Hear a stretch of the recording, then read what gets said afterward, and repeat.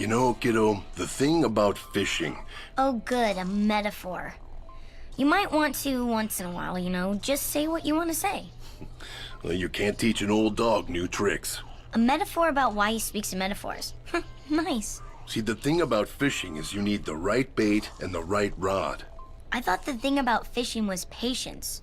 That's what you said last time. Well, patience ain't pertinent to this particular metaphor, kiddo. We're not fishing for trout. We're fishing for shark. Shark that's likely to slither through the front door any minute. Could you please just stop with the metaphors and tell us what the bait is in the story already? Who? Not what. Your mother. My mother? Mom's bait? Like shark to blood, bad things are coming for her. It's instinct. They're drawn to her because of who she is and what she can do. They sense how important she is, and they want her gone. This is about Grandpa again, isn't it? It's always about Grandpa. It's not about him as much as what he left behind. My brother passed his gift on to Ami, and she'll pass it on to you. Great. Mom's bait and we're stuck like lobsters in a trap. My head's hurting from all the metaphors. I need my life to be simple again. So, who's the fishing rod in this story? Isn't that obvious?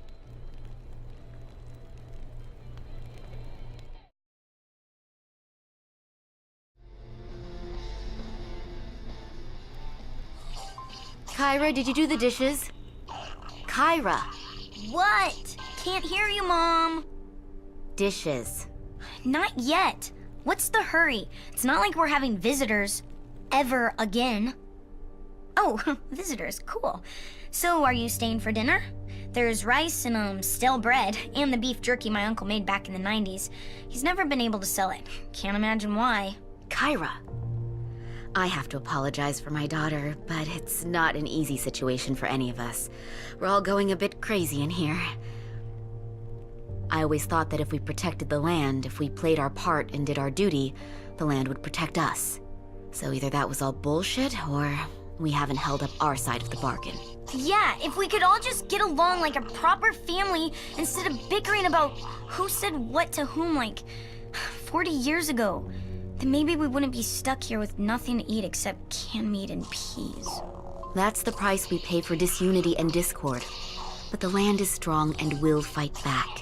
Given a chance, we just need to harness that strength. So what are you waiting for, Mom? Go out there and, harness. Beats sitting here eating baked beans.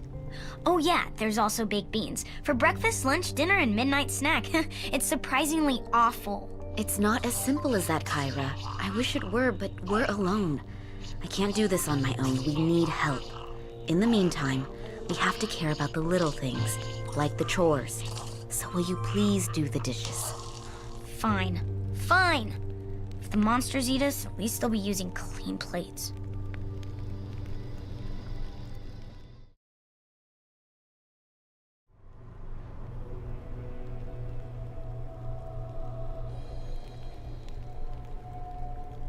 Your move, Uncle Red. Soon enough. Did you protect your queen? Maybe. Yes. I don't know. I moved the castle thing to D3. Great move, if you're trying to kill your queen. Look at the whole board this time. You don't have to fight every single battle. Consider the end game. Be the player, not the piece. How can I consider the end game when I don't know what you're going to do? I'd have to be psychic. Can I just surrender already? Hi there, I'm Red, your uncle.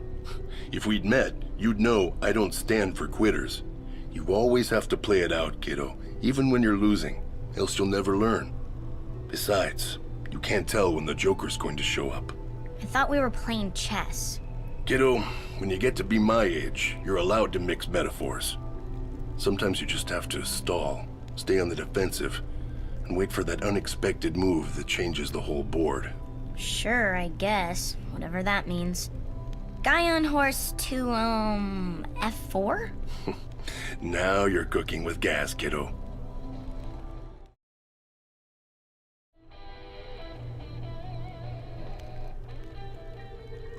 You're wondering why all this evil came visiting us out here in the middle of nowhere. It sure ain't the climate. There's a local legend, and like most local legends, it's probably true, about a war between good and evil that took place on this island 1,000 years ago. Our tribe fought invaders from the south who tried to awaken the darkness that sleeps below our mountains. We fought bravely, but they were many and powerful, and we were close to defeat when strangers from across the sea came to our aid. I've heard this story 1,000,000 times. Tall white gods bearing a magical sword. Why are the gods always white? And male? Kyra. What? It's a valid question, and one you should definitely ask someone else some other time. The strangers brought a weapon, but they left us with powerful magic inscribed in stones. Your grandfather knew how this magic worked, but that knowledge died with him. Whatever the rest of the tribe knew, they did a hell of a job forgetting. The answer to how our ancestors fought the enemy could be in those stones. We could certainly use a few gods on our side right about now. They're here, Mom. At least they're not all white. Or male.